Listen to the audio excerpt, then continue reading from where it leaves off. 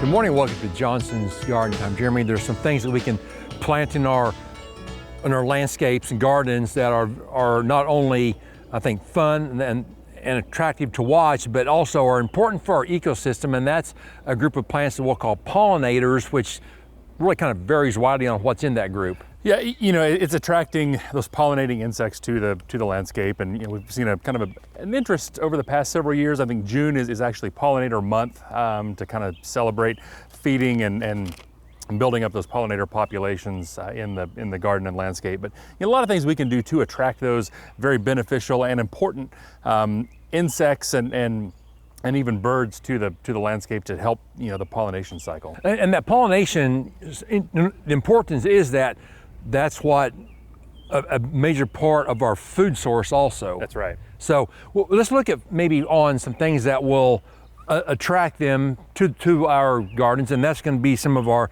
maybe part of the food that we can provide for them, and managing that food as well. A lot of these are great culinary type herbs that we can use in the landscape, but also serve a very, very key function in feeding those pollinators. And dill is going to be an important. We've got a couple different fennels here that really have some attractive foliage for the landscape, but also going to be very important food source for a lot of our caterpillars. Rue is another popular one that really an attractive kind of herb plant, but really great pollinator food source for the pollinators.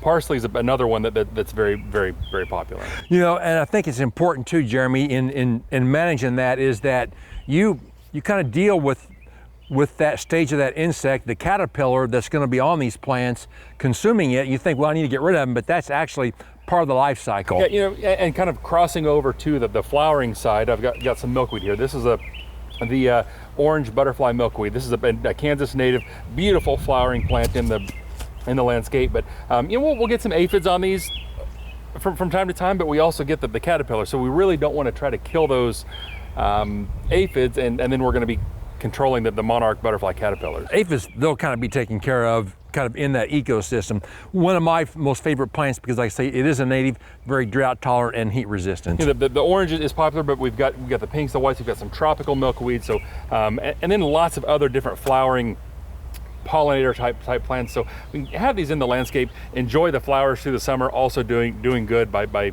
helping the pollination. And there's annuals, there's perennials, so there's a great variety of plants for the landscape. So thanks a lot for watching. Come see us and look at our great selection of pollinators. We'll see you next week.